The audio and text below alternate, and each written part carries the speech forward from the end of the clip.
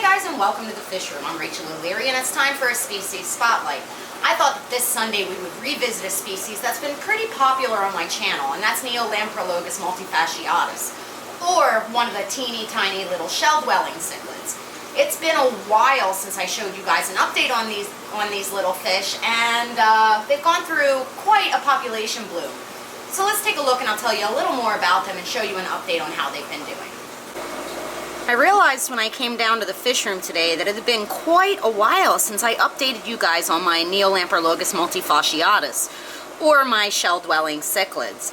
Now, if you guys remember correctly, these are one of the smallest cichlids on the planet, and they're really, really cool because of their breeding strategy. They lay their eggs. They lay their eggs inside these shells, where the parents then guard them until they hatch. If you look in the very back of the aquarium, you can see some teeny tinies in that big white shell, as well as all generations running through this aquarium. Now, historically they have a reputation of being really well suited to small aquariums, but my preference is actually to keep them in larger aquariums. And that's simply because it allows more of the fry to survive.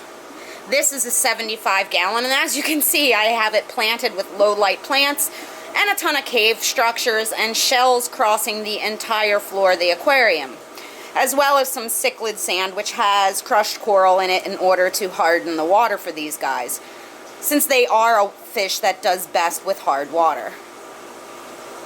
They're best known for the striping and the bright blue eye that they get, and I just think they're really striking and cool, not only in their behavior but in their breeding strategies. Once these babies get to about ½ an inch, they're visible all the time, but they stay pretty close to the shells when they're smaller than that. Now, I've had them set up in the 75-gallon for quite a long time now. I think it's been about a year. And I think I started with about 8 of them. And you can see that the population has certainly grown by leaps and bounds. And I think a lot of that has to do with the dilution provided with this big aquarium, as well as the great amount of shells all over the entire aquarium that allows them to establish their individual territories, as well as give plenty of space for the babies to hide from the other fish. Now, there are other fish in this aquarium. The blue and yellow dudes are sardine cichlids. There's also some synodontis cats in here, little dwarf petricolas. There's some random coolie loaches, some bristlenose plecos, and a few amano shrimp that I don't even know how got in here. You can see, if you look in that little cave section there, there's a synodontis rolling around, but we don't really see a whole lot of them. And there's a bristlenose on the rock there, 2 bristlenose.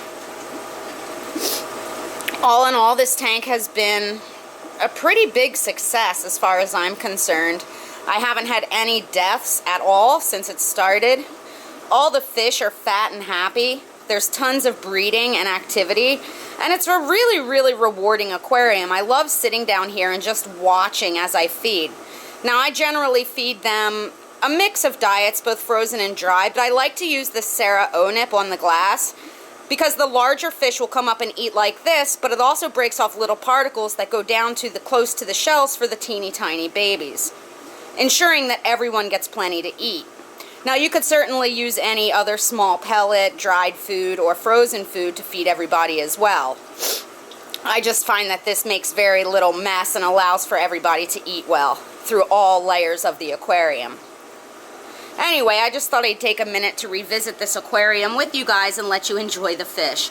Let's have some gratuitous footage. As always, thank you for your continued support. Make sure you stop by my Instagram, where I post lots of interesting extra pictures, as well as my website, MsJinx.com, where you can find my upcoming speaking engagements and information on all things nano.